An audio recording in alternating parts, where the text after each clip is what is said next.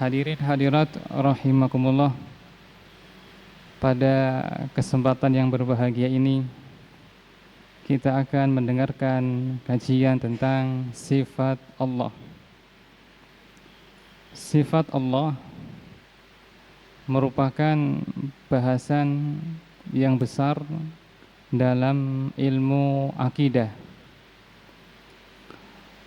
Dan akidah terpusat pada 6 iman, 6 rukun iman, yaitu iman kepada Allah, malaikatnya,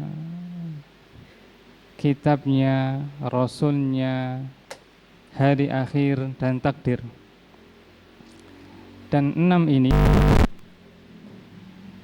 intisarinya adalah iman kepada Allah.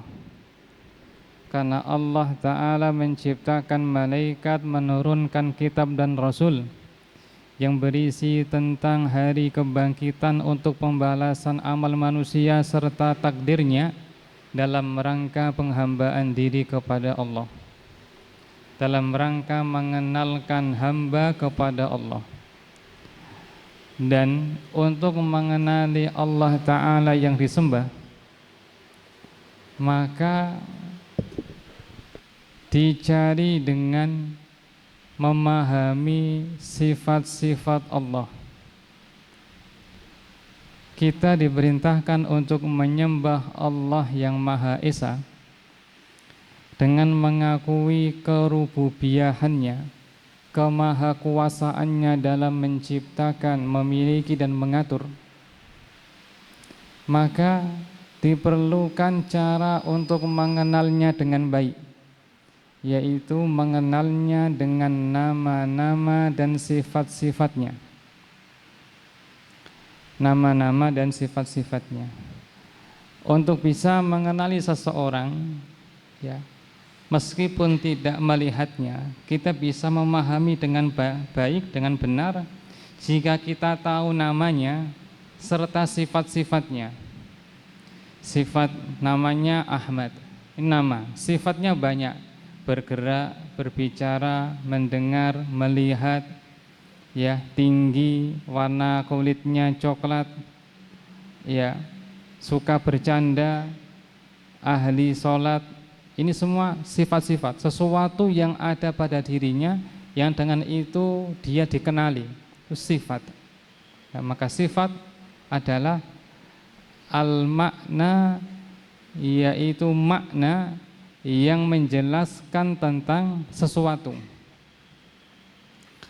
Maka Allah Ta'ala menjadikan orang-orang Yahudi mengenali Nabi Muhammad SAW meskipun belum pernah melihatnya lewat sifat-sifat yang Allah terangkan dalam Taurat.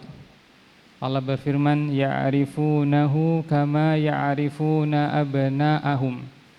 Mereka mengenalinya, yakni Muhammad, yakni dalam kitab mereka, sebagaimana mereka mengenali anak mereka sendiri.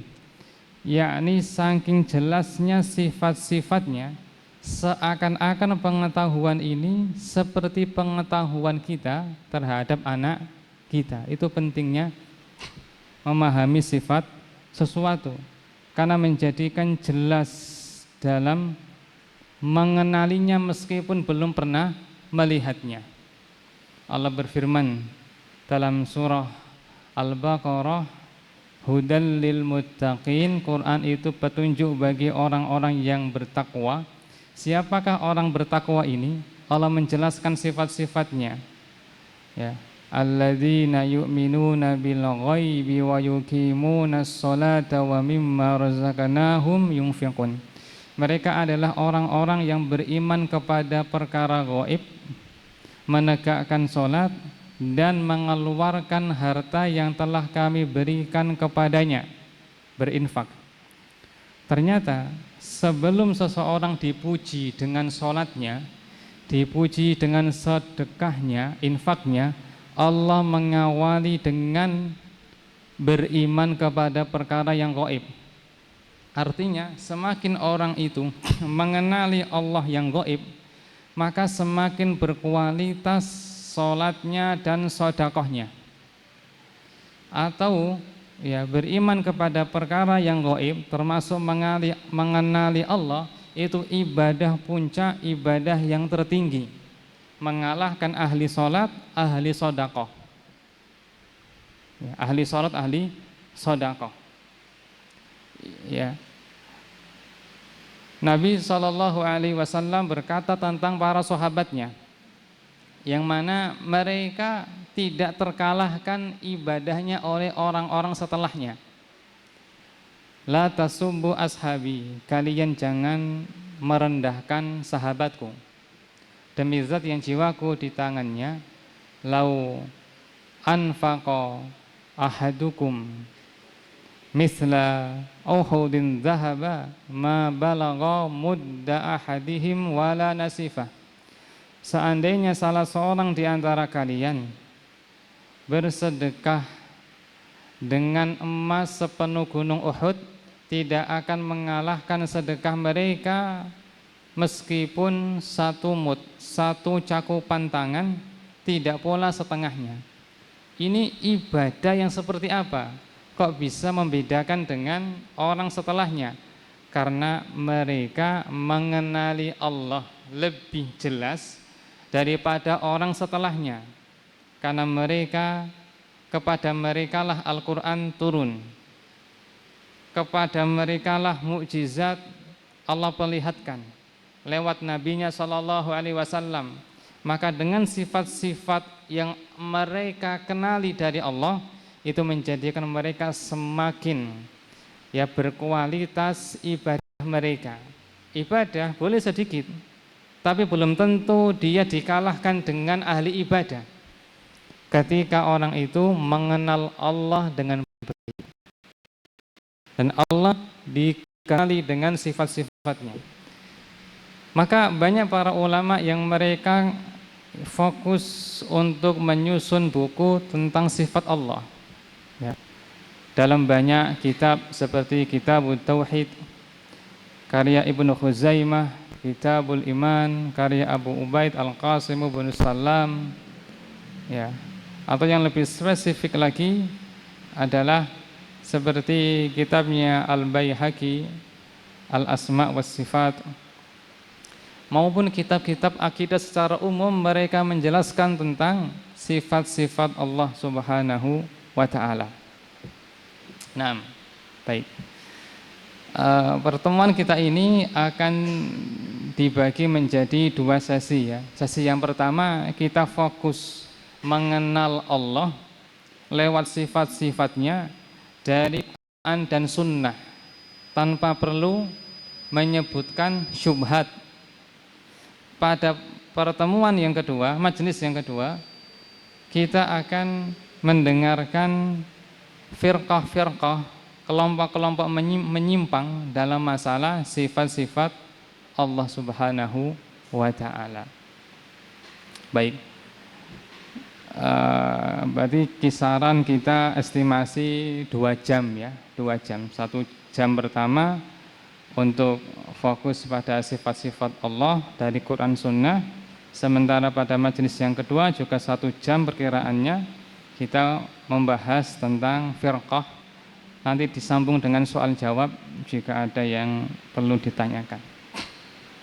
Baik, ada perkara penting dalam kita memahami sifat Allah, yaitu sifat-sifat Allah itu tidak boleh ditetapkan kecuali lewat wahyu. Karena tidak ada yang lebih tahu dari Allah kecuali Dia sendiri dan Rasulnya yang diberitahu oleh Allah. Alimul ghaibi wasyahadah fala yuzhiru ala ghaibihi ahada illa man irtadha min rasul. Allah zat yang mengetahui perkara yang gaib maupun yang nyata, yang tidak menampakkan pengetahuan gaib itu kepada seorang pun kecuali utusannya yang telah ia ridhoi. Allah berfirman, "Wa ma yantiqu 'anil hawa in huwa illa wahyu yuha." Muhammad itu tidak berbicara dengan perasaannya, tapi lewat wahyu yang Allah sampaikan kepadanya. Maka ini dua cara untuk mengetahui sifat-sifat Allah. Lewat Quran langsung atau sabda Rasul sallallahu alaihi wasallam, tentunya yang telah dibukukan, ditartibkan oleh para a'immah, para imam-imam salaf. Ya, salaf. Tidak boleh menentukan apa yang tidak Allah tetapkan. Contoh as-sattar. As-sattar artinya yang menutupi. Yang menutupi. Tidak boleh ditetapkan karena tidak ada hadisnya, meskipun maknanya mirip dengan nama Allah yang lain. Ya, as-sittir. Umpamanya pula sifat Allah yang khobariyah. Khobariyah yaitu sifat Allah yang tidak mungkin kita ketahui kecuali lewat wahyu. Karena ada sebagian sifat Allah di samping diketahui lewat wahyu, tapi bisa dinalar pula oleh akal. Contoh bagian yang kedua, sifat Allah yang berdasarkan wahyu, tapi juga bisa dinalar oleh akal. Ini bahasa ulamanya sifat, ya, sifat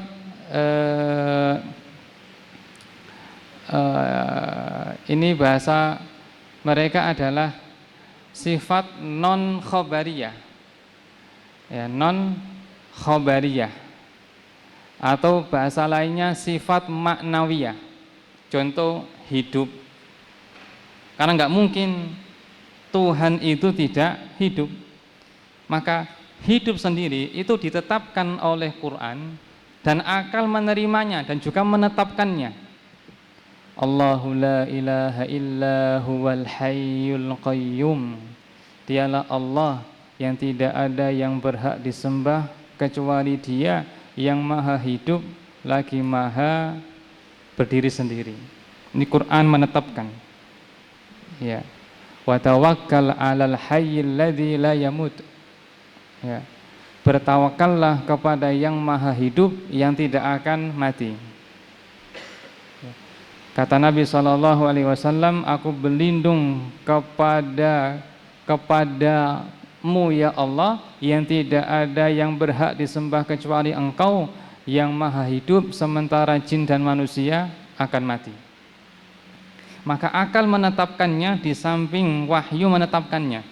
Tapi ada sifat-sifat Allah yang tidak bisa dinalar, harus menggunakan wahyu saja, atau bahasa mereka sifat khobariyah. Khobar dari kata kabar. Kabar itu bahasa kita, ya, lokal, diambil dari bahasa Arab khobar. Disebut sifat khobariyah karena harus pakai kabar, berita, alias wahyu dari Allah. Seperti Allah punya wajah, punya mata, punya tangan, punya kaki, ya, ini punya pinggang, punya betis, punya jari-jari. Nanti kita bahas dalil-dalilnya. Nah, baik, kembali kepada sifat-sifat Allah. Yang pertama, tidak boleh ditetapkan kecuali dengan dalil Quran Sunnah yang disebut dengan tauqifi. Itu tauqifi. Ya. Tauqifi seperti ungkapan waqaf, ya, satu akar kata. Waqaf disebut tanda waqaf karena kita berhenti. Disebut tauqifiyah karena kita tidak berbicara kecuali dengan dalil. Dengan dalil. Baik, ini kaidah yang besar. Tidak ditetapkan kecuali dengan wahyu. Nah, sifat Allah itu ada dua secara besar. Satu, sifat Allah, ya, sifat Allah itu secara garis besar ada dua.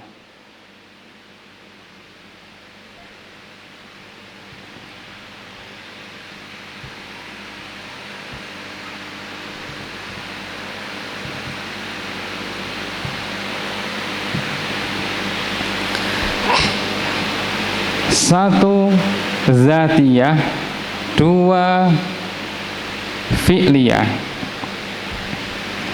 Zatiyah, zat itu sinonim Allah, sebagaimana nafsun, nafas sinonim Allah, tapi dia bukan sifatnya Allah, meskipun sebagian ulama mengatakan itu sifatnya Allah. Dalil Quran Sunnah menyebutkan Allah itu punya nafas. Nafas itu diterjemahkan dalam bahasa lokal kita, terkadang diterjemahkan diri, terkadang diterjemahkan jiwa, terkadang diterjemahkan ruh. Itu nafas, ya, nafas. Sementara nafas dalam nas itu bersinonim dari Allah. Nafas itu adalah Allah itu sendiri. Contoh, ucapan Nabi Isa alaihissalam, ta'lamu ma fi nafsi wa la a'lamu ma fi nafsik. Engkau mengetahui apa yang di nafasku, diriku, dan aku tidak mengetahui apa yang di nafasmu, di dirimu ya Allah. Maknanya jadi sinonim dari nafas Allah, Allah itu sendiri. Nah, itu gampangannya. Ya.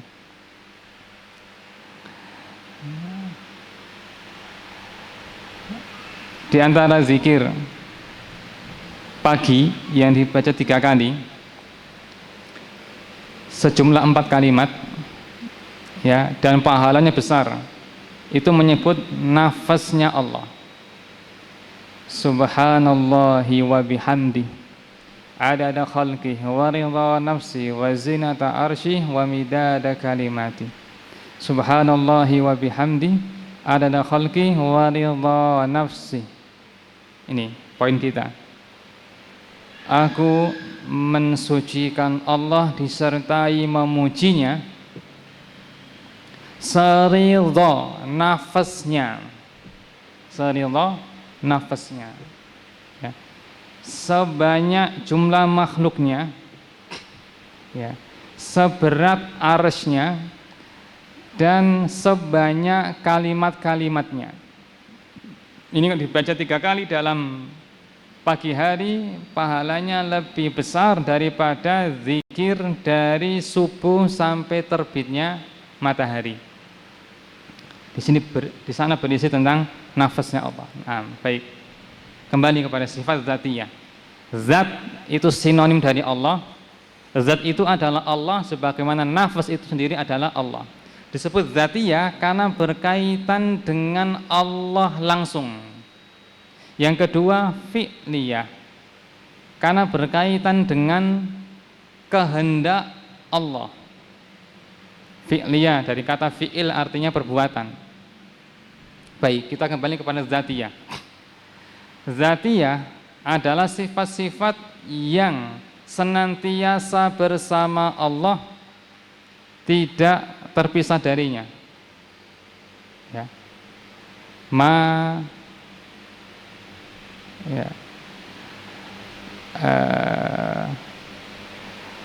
Allati lam tazal wala yazal muttasifan biha. Sifat yang senantiasa menyertai Allah dan tidak terpisah darinya, seperti wajah, mata, tangan, kaki, betis, pinggang, atau pendengaran, penglihatan, ya kan? Atau hidup, kehendak, ilmu. Ini sifat yang senantiasa ada pada Allah. Semenjak kapan? Semenjak azali. Azali itu apa? Azali ungkapan untuk permulaan, ya, tanpa permulaan. Permulaan yang tidak diawali dengan permulaan. Itu azali. Sebagaimana abadi, itu akhir tanpa ada batas akhirnya. Saya ulang, azali itu awal tanpa batas awalan. Azali, Allah senantiasa ada dan dengan sifat-sifat yang senantiasa menyertainya, tidak terpisah darinya. Nah, di antara nama Allah adalah Al-Awwal. Al-Awwal. Awal itu sudah masuk bahasa kita ya, yang pertama. Nabi SAW mengajari doa mau tidur atau doa di malam hari, yaitu panjang ya, Allahumma rabbas samawati dan seterusnya, sampai ada ungkapan Allahumma antal awwalu falaysa qablaka syai'. Ya Allah, engkau adalah zat yang awal, yang tidak ada apapun sebelummu. Sebagaimana Allah itu awal, maka semua sifatnya yang zatiyah tadi juga awal. Karena pembicaraan sifat sama dengan pembicaraan zatnya Allah. Baik. Kemudian tambahan faedah juga penting. Ketika membahas Allah, banyaklah diam. 2. Percaya. Oke. 3. Jangan banyak menghayal. Jangan banyak bertanya. Allah berfirman, la yus'alu amma yaf'alu wa hum yus'alun. Allah tidak boleh ditanya tentang perbuatannya, tapi justru manusia yang akan Allah tanya atas perbuatannya. Nabi SAW melarang para sahabatnya untuk memperbincangkan masalah takdir yang merupakan kuasa Allah, ketetapan Allah, jika dibicarakan berlebihan dan itu tanpa landasan ilmu. Idza zukiral qadar famsiku. Apabila takdir dibicarakan, diamlah. Artinya cukup imani, terima, percaya, tunduk. Apa bedanya orang beriman dengan Abu Jahal? Apa bedanya orang beriman dengan iblis? Iblis dan Adam sama-sama percaya Allah. Ya, percaya Allah sebagai penciptanya, pemiliknya, pengaturnya, bahkan alam semesta. Bedanya, iblis tidak tunduk dan menerima, sementara Adam tunduk dan menerima. Itu bedanya. Ya. Maka orang beriman dikatakan beriman karena mereka tunduk, menerima di samping percaya dengan semua yang Allah beritakan tentang dirinya. Tentang dirinya. Ya. Percaya, tunduk dengan semua yang Allah beritakan tentang dirinya. Maka di antara kaidah, ya, kaidah adalah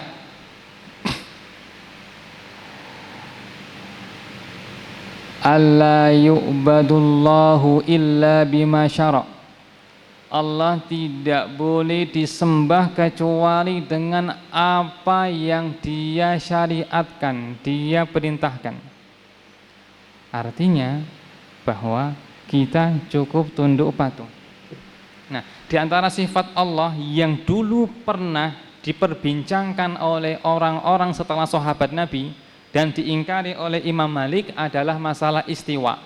Istiwa itu artinya tinggi. Allah punya sifat apa itu? Tinggi.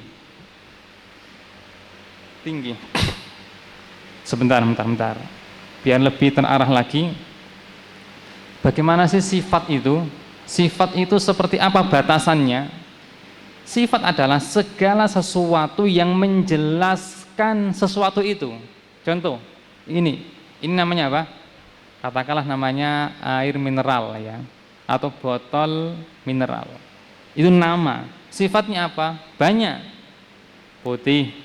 Pokoknya yang menjelaskan dia putih, tutupnya biru, panjang, ya kan?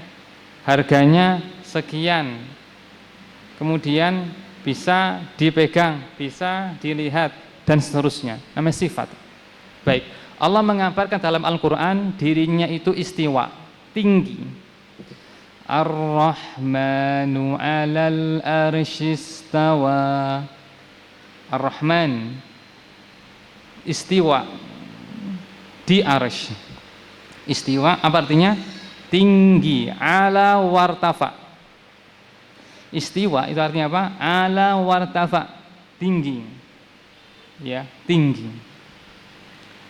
Apa bedanya istiwa dengan ali? Ya. Nama Allah Al-Aliyul Azim wa huwal Aliyul Azim. Ali itu tinggi secara umum, kalau istiwa itu tinggi di atas arsy. Baik.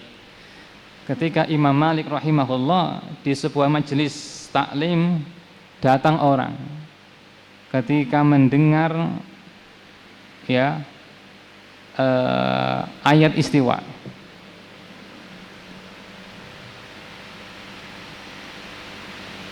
kaifal istiwa, bagaimana sih istiwa? Artinya hakikatnya seperti apa?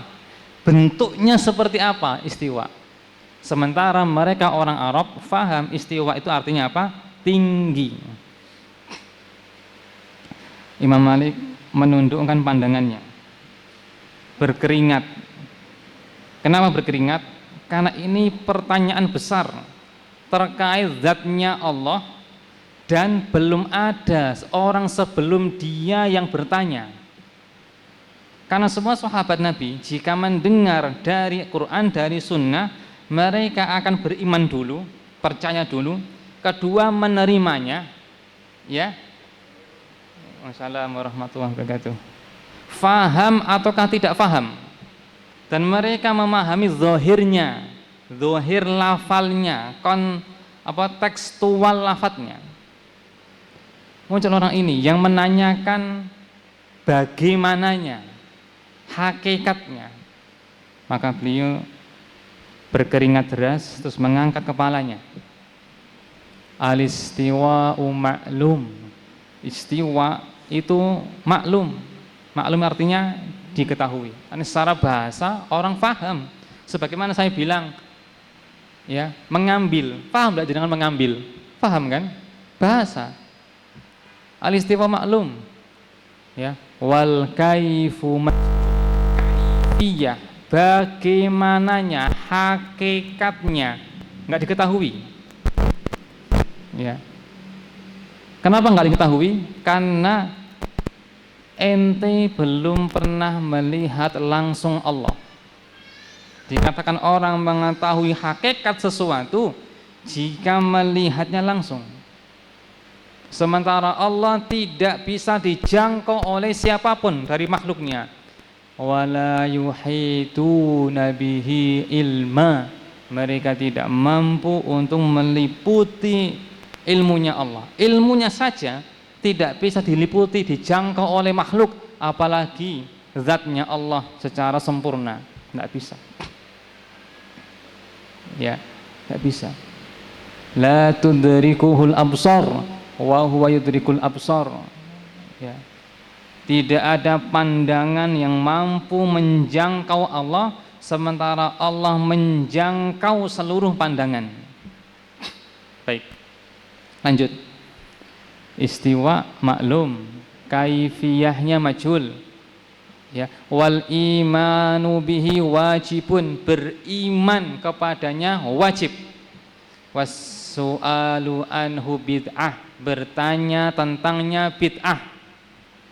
Maka orang itu disuruh untuk diusir dari majelisnya karena bisa menimbulkan fitnah. Itu bedanya orang khalaf belakangan sama salaf terdahulu. salaf dari para sahabat tabi'in ketika mendengar ayat mereka sami'na wa ata'na, mendengar dan patuh. Mendengar, yakni pendengaran menerima dan tunduk. Meskipun tidak faham makna secara sempurna, nggak ada masalah. Karena Allah menguji hambanya. Apakah mereka tasdik membenarkan firman-Nya ataukah tidak? Demikian.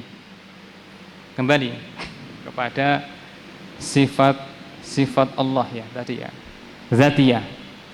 Zatiyah. Ada zatiyah, ada fi'liyah. Zatiyah berkaitan dengan zatnya Allah. Nah, zatiyah ini ada yang khobariyah, ada yang maknawiyah. Khobariyah yakni terkait langsung dengan Allah. Kalau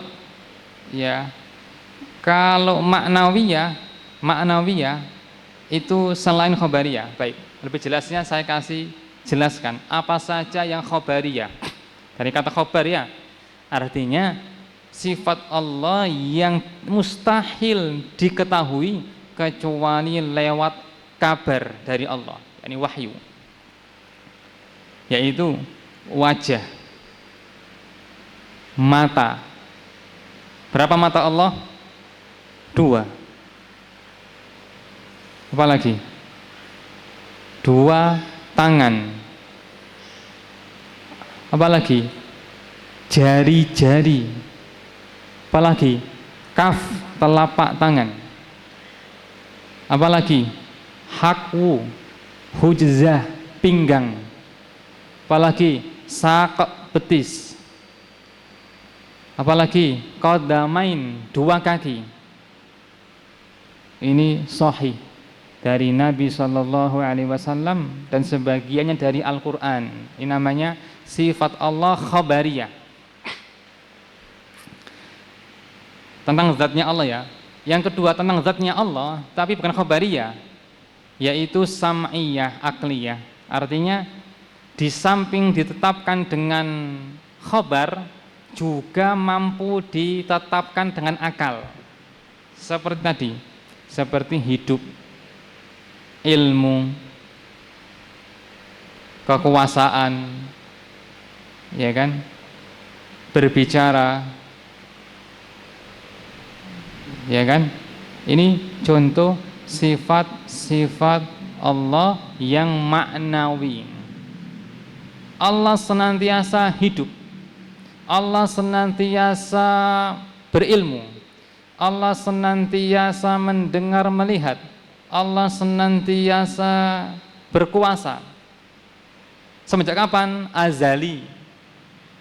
Semenjak azali. Pernah ada masa Allah ada, segala sesuatu tidak ada. Dan akan datang masa di mana hanya ada Allah, segala sesuatu mati. Imran bin Husain radhiyallahu an berkata, datang orang-orang Yaman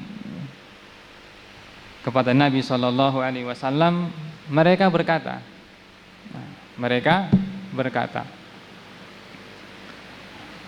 ya Rasulullah, kami datang dari Yaman untuk belajar mengenal Allah.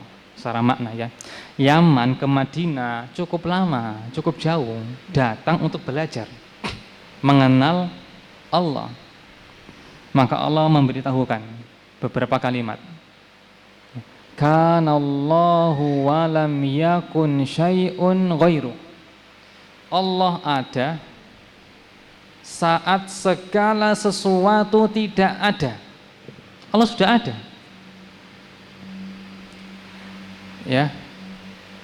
Wa khalaqas samawati wal ard. Allah menciptakan langit dan bumi. Wa kataba fi dzikri kulli syai'. Allah menulis takdir segala sesuatu dan menciptakan langit dan bumi sementara arsy-Nya di atas air. Ini ada banyak informasi.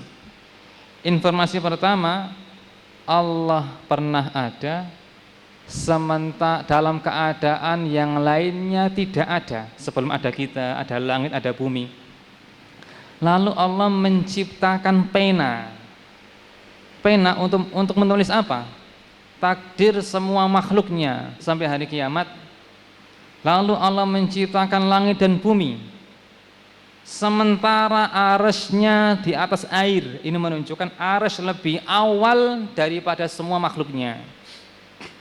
Hingga berkata jumhur ulama, aras adalah makhluk Allah yang pertama. Baik, kita kembali. Hadis ini menunjukkan bahwasanya Allah itu azali, ya, azali. Dan hati-hati dengan filsafat. Sedikit saya singgung karena ini kadang bisa akal akal itu liar, mengatakan nggak logis, gitu, nggak logis. Ada sesuatu yang awalnya tidak ada, nggak logis. Ini filsafat, hati-hati filsafat. Nah, filsafat nanti muaranya, nanti hasil akhirnya menjadi syak, orang yang ragu. Sebagaimana yang dialami oleh Jahm bin Safwan ketika mereka memikirkan Allah dengan akalnya dan filsafat hingga muncul keraguan, ia pun meninggalkan sholat selama 40 hari. Jahm bin Safwan, pendiri Jahmiyah. Dan orang beriman akan dibisiki syaitan gitu tentang Allah. Ya. Dalam hadis Abu Hurairah, ya, Aisyah, Anas, Ibnu Abbas yang semakna, Nabi SAW bersabda, ya'ti syaitanu ahadakum, Syaitan akan mendatangi seorang dari kalian dan membisikkan, siapa tuh yang bikin itu? Maka kita jawab, Allah. Yang bikin gunung, Allah. Bikin bulan, Allah. Bikin langit, Allah. Faman khalaqallah, lalu siapa yang menciptakan Allah? Bisikan. Kata Nabi SAW, fa'idha balaghahu falyasta'idz billah walyantahi. Jika sampai pada taraf ini, berhenti, berlindung kepada Allah, wa ta'awwadz billahi minasyaiton, ya, berlindunglah kepada Allah dari godaan setan, dan berkatalah, amantu billahi wa bi rasulih, aku beriman kepada Allah, kepada Rasulnya. Ya, ini percaya kepada Al-Quran dan Sunnah yang membicarakan tentang Allah. Semakin kuat imannya, maka akan semakin besar bisikannya. Cuma orang beriman akan menepisnya dan menganggap itu perkara besar sehingga tidak perlu dibicarakan. Datang orang kepada Nabi SAW, ya Rasulullah, di dalam kolbu kami ada sesuatu yang seandainya kami mengucapkannya, sungguh kami jatuh dari langit lebih kami sukai. Nabi faham, maksudnya menghayal tentang zatnya Allah, sampai ada keraguan. Maka Nabi mengatakan, apakah kalian benar merasakannya?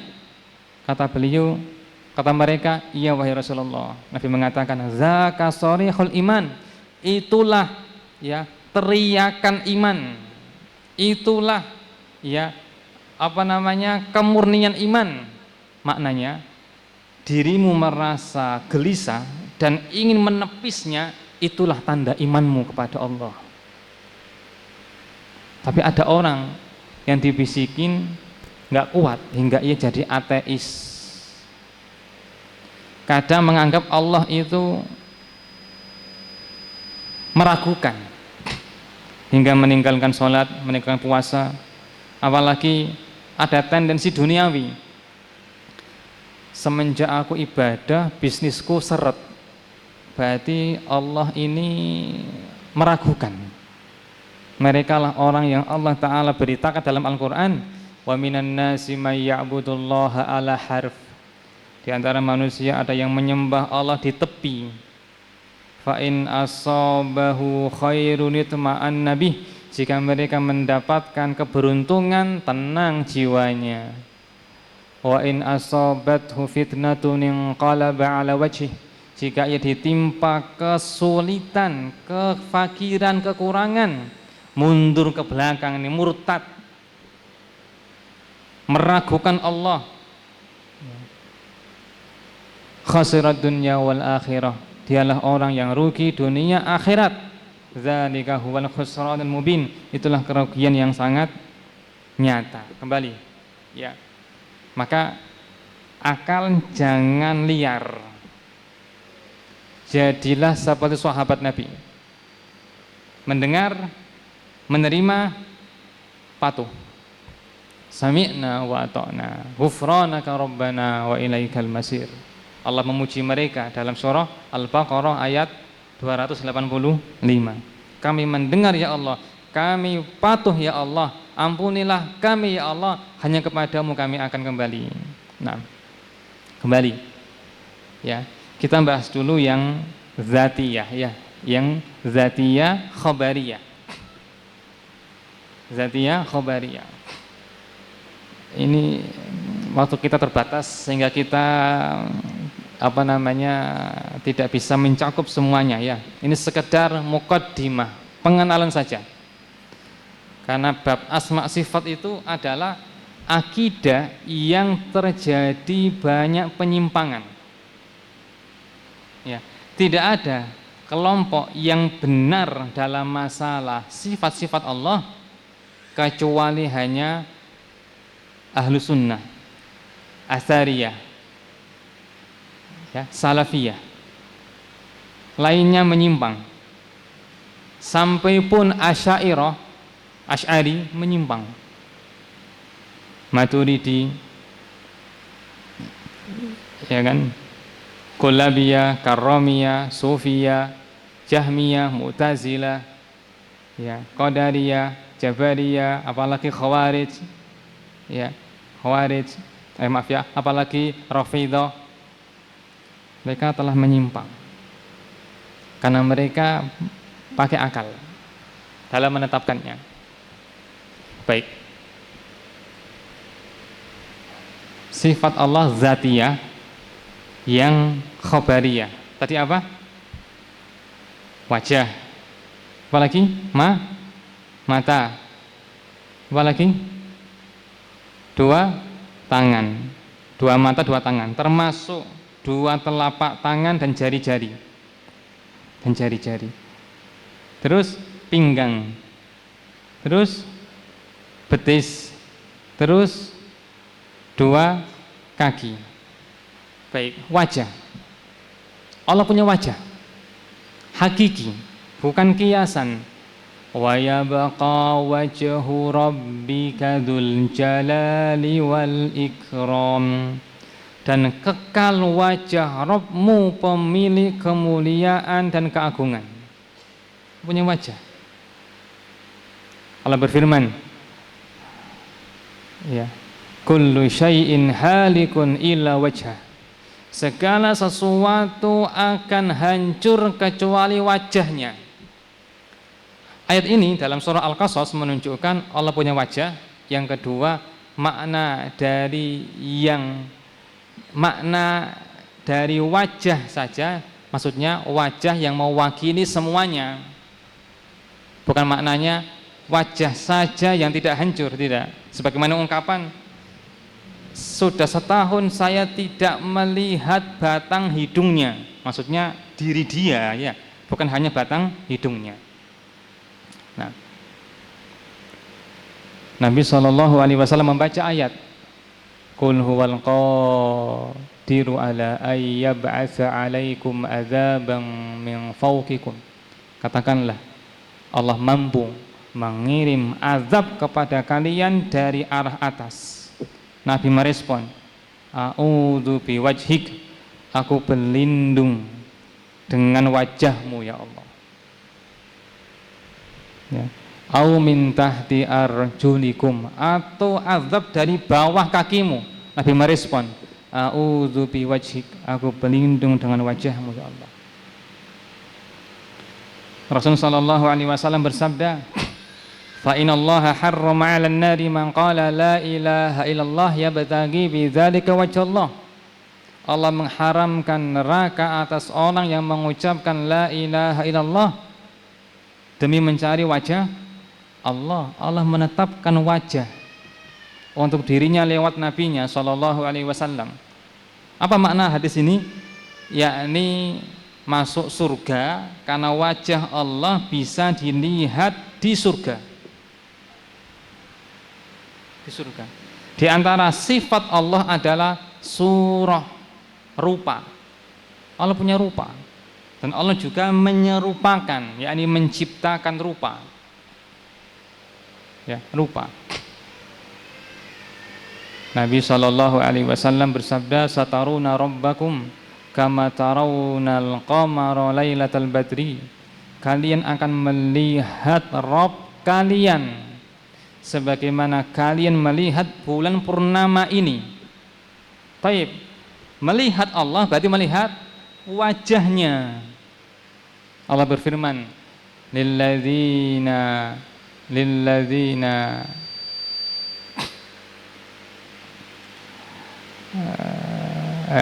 Allah berfirman, wujuhu yawma idzin nadhirah ila rabbiha nadhirah. Pada hari itu ada wajah-wajah yang gembira karena melihat kepada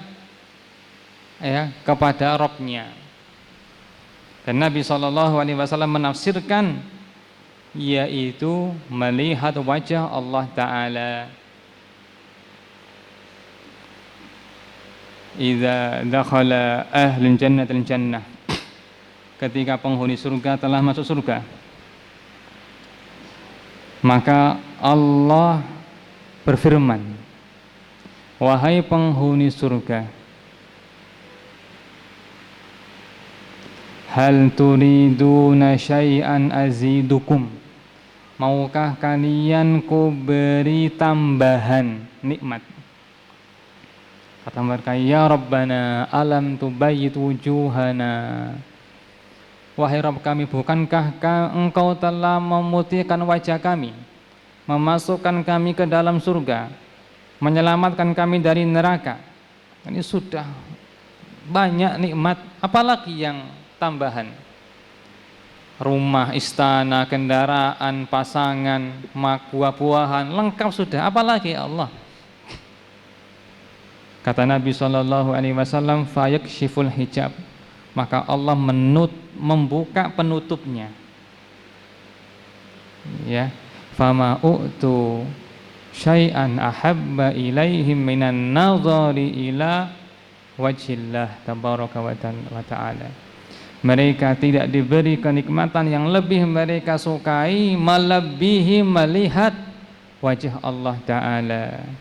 Maka sebelum salam Nabi biasa berdoa, ya, wa as'aluka, dan aku memohon kepadamu, ladzatan nazari ila wajhik, kelezatan melihat wajahmu, wa syauqa ila liqaik, dan rindu bertemu denganmu ya Allah.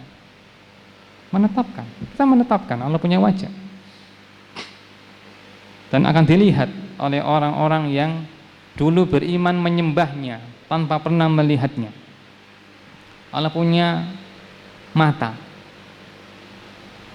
Allah berfirman tentang Musa, wa alqaitu alaika mahabbatan minni, dalam surah Toha. Aku menghujamkan kecintaan dariku untukmu, yakni Musa dicintai oleh banyak orang, termasuk Fir'aun.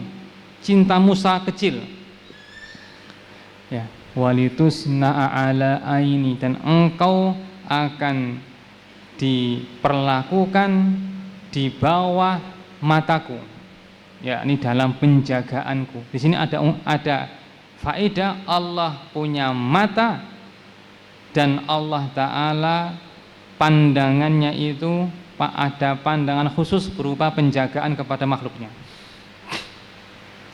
Allah berfirman, tajri bi ayunina, tentang kapalnya Nabi Nuh, berlayar dengan pandangan-pandangan, dengan mata-mata kami. Jamak, berarti matanya lebih daripada satu. Di antara dalil yang sangat jelas menunjukkan Allah punya mata yang dengan itu melihat, hadis Abu Hurairah radhiyallahu an, Nabi sallallahu alaihi wasallam membaca firman Allah, innallaha kana sami'an basira, sungguh Allah itu maha mendengar, maha melihat. Kata Abu Hurairah, fawadoa an-nabiyyu sallallahu alaihi wasallam, Nabi sallallahu alaihi wasallam meletakkan ibhamnya, jempolnya di telinganya, wallati taliha, sementara jari di sampingnya, ke ainaihi, dua matanya, gini memperagakannya. Ini Nabi menetapkan Allah punya pendengaran dan punya penglihatan. Ya. Hadis lain, hadis Anas tentang Dajjal. Nabi sallallahu alaihi wasallam bersabda, ya, innallaha la yakhfa alaikum, tidak ada apapun yang tersamar dari Allah. Wa innallaha laisa bi'awar, dan Allah tidak buta. Wa innal masihad dajjal a'warul ain, sementara Dajjal buta matanya. Dajjal berapa matanya? Satu apakah dua? Dua. Yang di TikTok salah itu ya, satu matanya bersihnya. Salah itu ya, dua. Mata Dajjal dua, yang satu rusak, yang satu buta. Rob kalian tidak buta, sementara Dajjal buta. Artinya Dajjal nanti mengaku Tuhan, tapi jangan percaya karena dia buta. Sementara Robmu enggak buta, artinya Allah punya mata. Allah punya mata. Ya, berkata Abul Hasan Al-Asy'ari dan juga yang lainnya, inna lillahi ainaini, Allah memiliki dua mata. Dua mata. Sekaligus maha mendengar, maha melihat. Pertanyaan, baik, kita menetapkan Allah mendengar, Allah melihat karena Allah menginformasikan. Apakah Allah punya telinga? Kita mengatakan diam. Kenapa? Beradab kepada Allah, Allah tidak memberitahukannya. Kita tidak menafikan, tidak pula ya menetapkannya, tapi kita diam. Ya. Diamlah pada apa yang para sahabat diam. Buktinya apa? Tidak ada satu riwayat yang para sahabat Nabi memperbincangkan Allah punya telinga. Maka keselamatan adalah pada salaf. Ya, wassalafu aslam wa ahkam wa a'lam. Salaf itu kata para ulama paling selamat, paling berilmu dan paling kokoh. Ya. Kifu haitsu waqafu, diamlah kamu di tempat mereka diam. Ya, kata tabi'in. Demikian. Jelas ya? Jelas. Allah punya dua tangan. Baik, kita sudah 1 jam ini ya, 1 jam. Dikit lagi ya, sebelum kita istirahat sejenak. 15 menit. Baik. Allah punya dua tangan. Allah berfirman, ya iblis, ma mana'aka antas juda lima khalaqtu biyadayya astakbarta am kunta minal alin. Surah Sad. Wahai iblis, apa yang menghalangimu untuk bersujud kepada yang aku ciptakan dengan kedua tanganku? Apakah kamu sombong ataukah angkuh?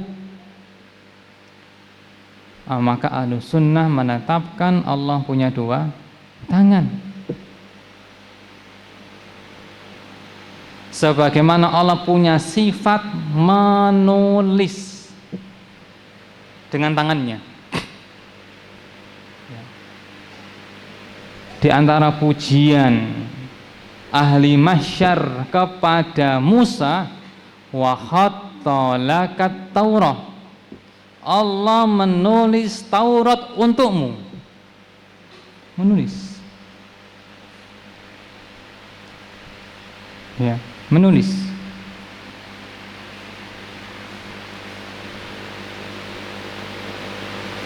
Yadullahil mal'a, kata Nabi SAW, tangan Allah itu penuh dengan nikmat, ya, memberi si A, memberi si B, tidak pernah habis. Ya, Allah punya tangan. Innal muqsitina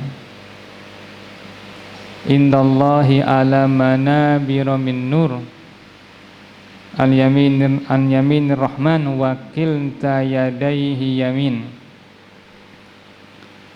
Orang-orang yang adil pada hari kiamat akan berada di sisi Allah sebelah kanan, di atas mimbar-mimbar dari cahaya, dan dua tangan Allah kanan. Dua tangan Allah kanan. Ada hadis yang menyatakan tangan yang satunya kiri, sehingga dua hadis ini bagaimana cara mengumpulkannya? Satu hadis mengatakan dua tangan Allah kanan, hadis yang lain mengatakan salah satunya kiri.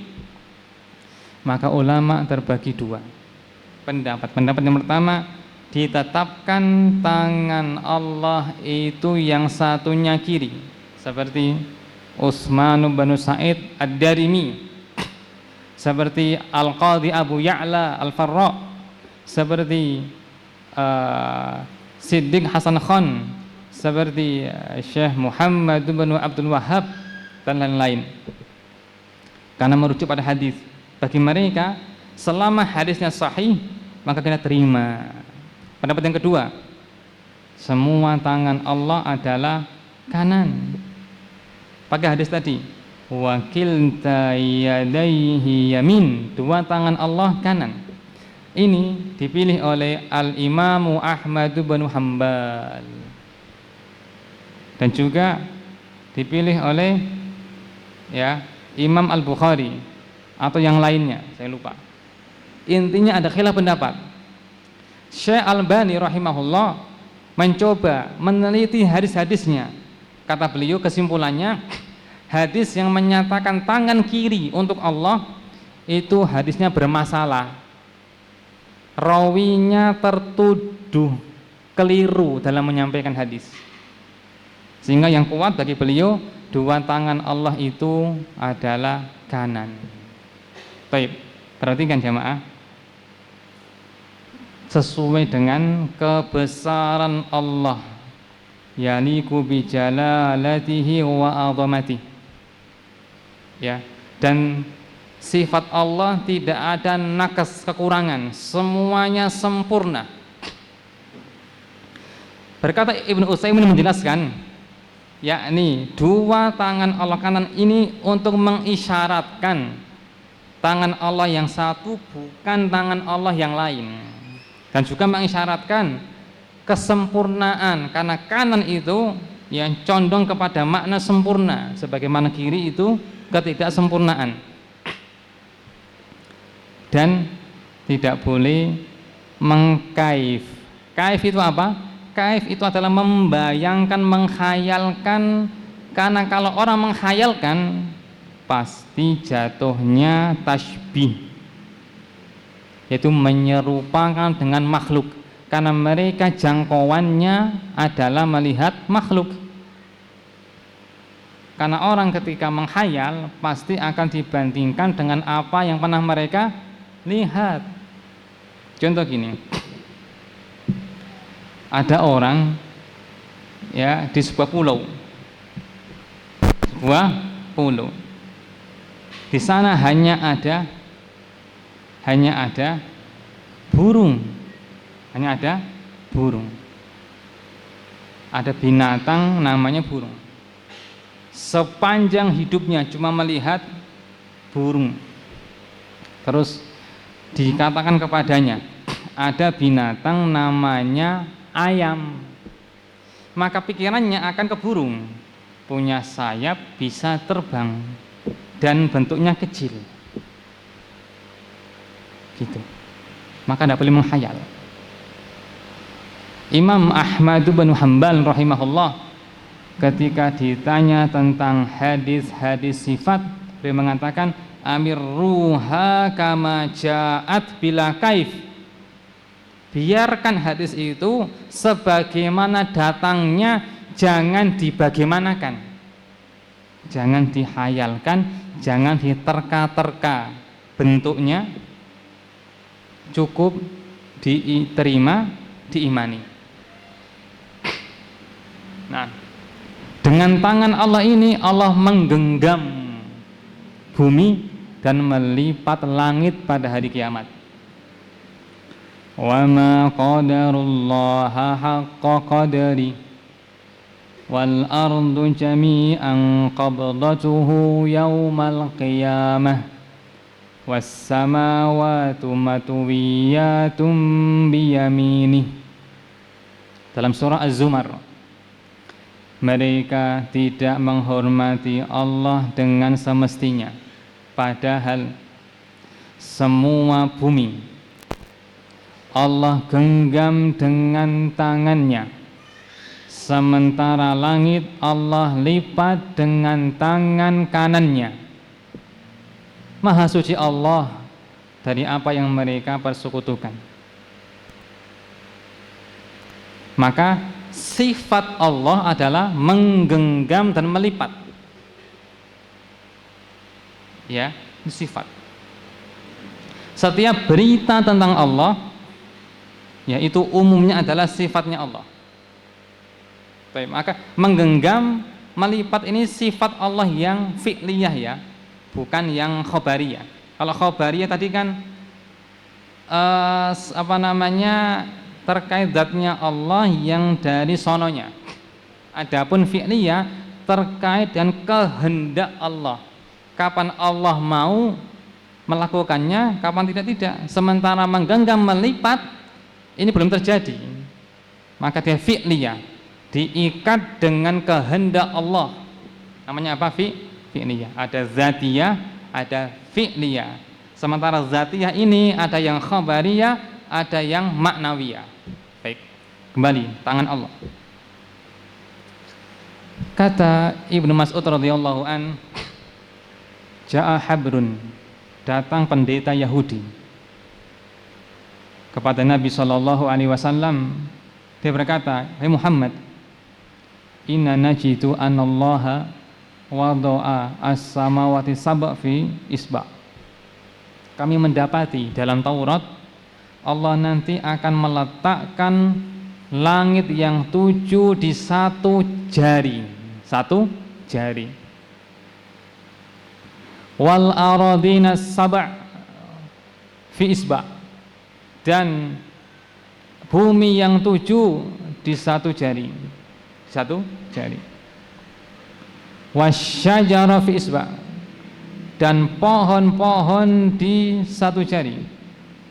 Wal ma'a wathara fi isba', air dan tanah di satu jari.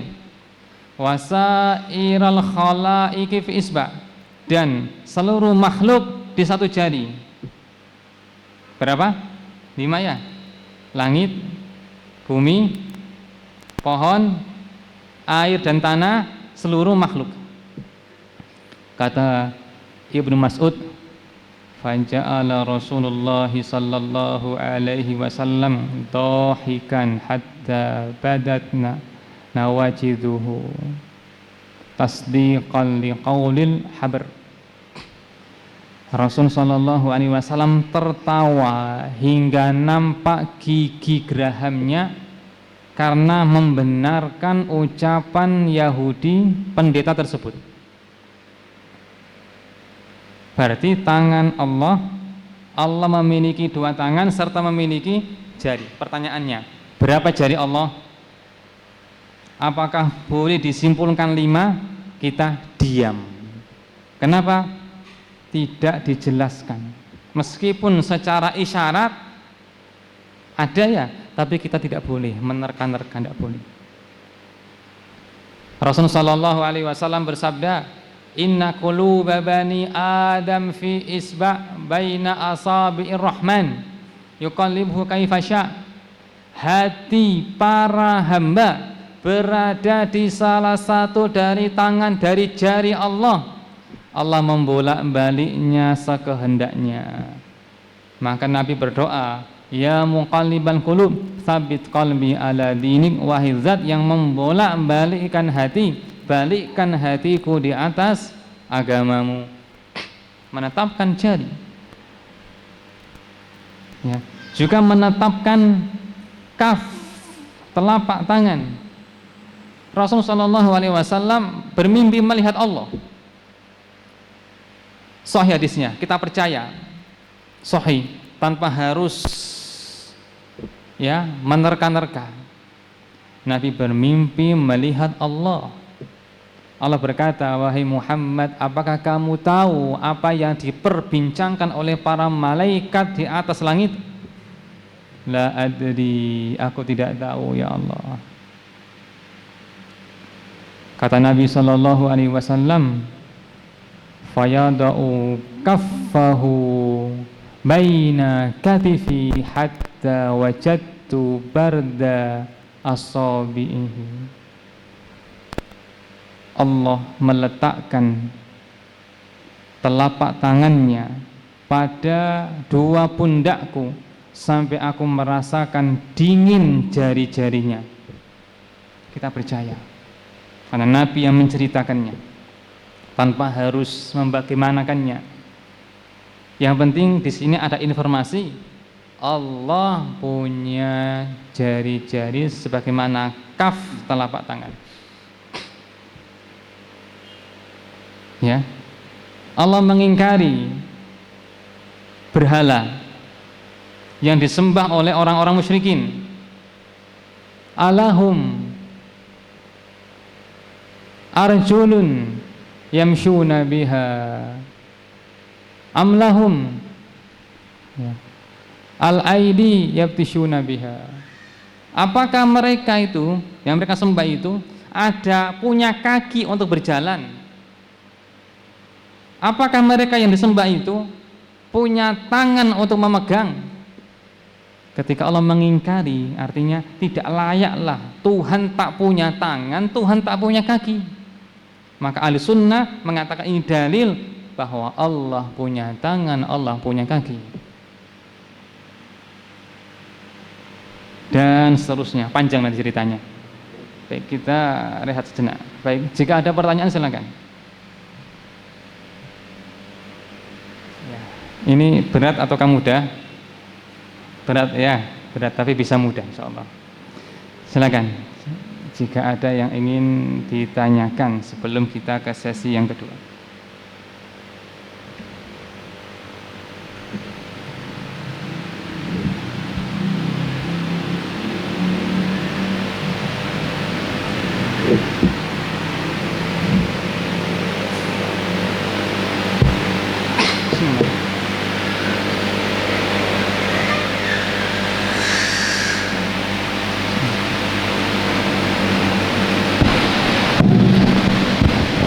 Bismillah. Ceritanya Ustaz,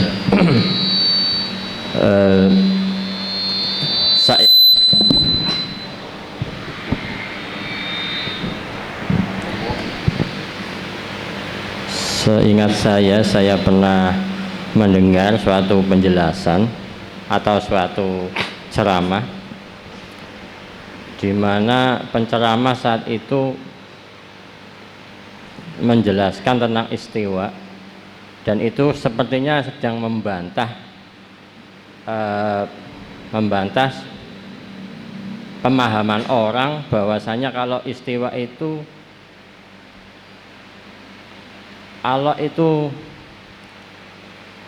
apa, kayak menempel atau apa, gimana gitu di atas ars. Jadi bantahannya itu Allah di atas itu tidak harus menempel begitu. Dia penceramah itu menjelaskan seperti halnya misalnya lampu di atas meja, maka kan di atas itu tidak berarti harus menempel. Nah, pertanyaan saya, apakah pembicaraan yang seperti ini masuk kepada golongan kaifiyah, memperbincangkan kaifnya, termasuk membicarakan kaifiyahnya? Terima kasih. Nah, jamin Allah barik fik. Maksud dari membicarakan kaifiyah adalah membicarakan tanpa ilmu, atau membicarakannya bukan dengan ucapan para salaf. Sementara keyakinan Allah tidak nempel dan menyatu dengan makhluk, itu akidah Ahlussunnah yang mereka bicarakan. Ya, Allah berfirman, wa huwa ma'akum aina ma kuntum. Dia bersama kalian dimanapun kalian berada. Apa maknanya? Maknanya adalah ilmunya Allah, penguasaan Allah atas makhluknya. Maka di akhir ayat Allah mengatakan, ya, wa huwa bikulli syai'in alim, dan dia mengetahui segala sesuatu. Allah berfirman, ya, wallahu ma'al ladzina taqaw wal ladzina hum muhsinun. Allah bersama orang-orang yang bertakwa serta orang-orang yang berbuat baik. Bersamaan apa ini? Kebersamaan apa ini? Ini kebersamaan ilmunya Allah, jangkauan Allah, pengawasan Allah, pertolongannya.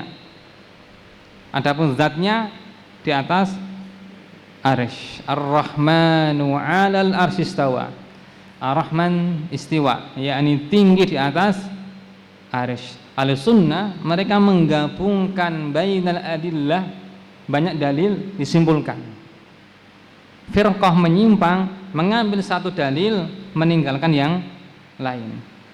Kalau dikatakan Allah itu di mana-mana, maka satu dalil, ya. Sementara Allah di atas arsy ditinggalkan. Tapi kalau digabungkan, maka Allah di mana-mana, yakni jangkauan ilmunya, pengawasannya, monitoringnya. Sementara zatnya di atas arsy. Dan akidah Ahlussunnah, Allah tidak menyatu dengan makhluknya. Menyatu dengan makhluknya atau nempel dengan makhluknya, itu akidah yang dicetuskan oleh Jahmiyah. Berkata Jahmiyah, Allah fi ayyi makan, Allah di semua tempat. Lalu kata mereka gini, ibaratnya ya, matahari, ya, cahayanya kemana-mana, sementara makhluk itu adalah bekas dari Allah, sebagaimana cahaya itu bekas dari matahari. Maka ini menyimpang, hingga dikembangkan oleh, ya, Ibnu Arabi dari sufi tasawuf yang mengatakan, ya, al-hululiyah, kesatuan Allah menyatu dengan makhluknya, Allah menempel dengan makhluknya. Itu mirip dengan Jahmiyah yang punya keyakinan, ya, punya keyakinan Jabr atau Jabariyah, yaitu keyakinan bahwasanya Setiap peristiwa yang terjadi itu dipaksa oleh Allah. Dipaksa oleh Allah. Itu cara mereka memahami takdir. Karena itu konsekuensi dari makhluk itu menyatu dengan alam, menyatu dengan Allah. Berkata Al-Imam Al-Muzani. Siapa? Al-Imam Al-Muzani, murid spesial Imam Syafi'i. Punya kitab namanya apa? Syarhus Sunnah, penjelasan akidah. Sunnah terkadang bermakna akidah, seperti Syarhus Sunnah, Sharihus Sunnah, Usulus Sunnah. Ya, Allah tinggi di atas arsy, ba'in min khalqih, terpisah dari makhluknya. Berkata Jahmiyah, Allah menyatu dengan alam. Berkata Al-Imam Ahmad bin Hanbal, alam bersama makhluk, sementara Allah di luar alam yang bukan alam. Allah di luar alam, sementara makhluk di dalam alam. Alam itu apa sih? Alam itu kumpulan makhluk, alam malaikat, alam jin, alam manusia, ya, bukan alam dunia, alam barzakh. Beda ya. Alam dalam bahasa Arab sama alam dengan bahasa Indo beda. Dalam bahasa Indo, alam itu apa maknanya? Waktu, ya. Waktu. Dalam bahasa Arab, alam maknanya bukan waktu, tapi kelompok. Alam malaikat, alam jin, alam manusia. Nah, gitu. Kesimpulannya bahwa saya pembicaraan itu termasuk pembicaraan yang boleh, karena diperbincangkan oleh para salaf untuk membantah akidah hululiyah atau ittihadiyah, manunggaling kawula Gusti, yang dipopulerkan oleh Siti Jenar. Naam, Allahu a'lam.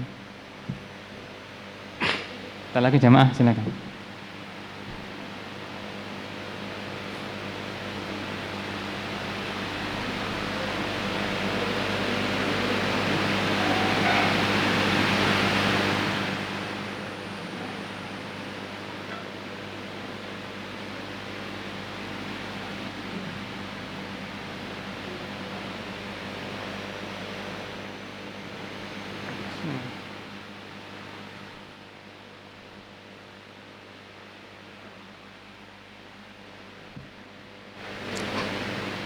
Baik, biar bisa fokus nanti pada majelis kedua, kita rehat ya, rehat sebentar, nanti kita teruskan.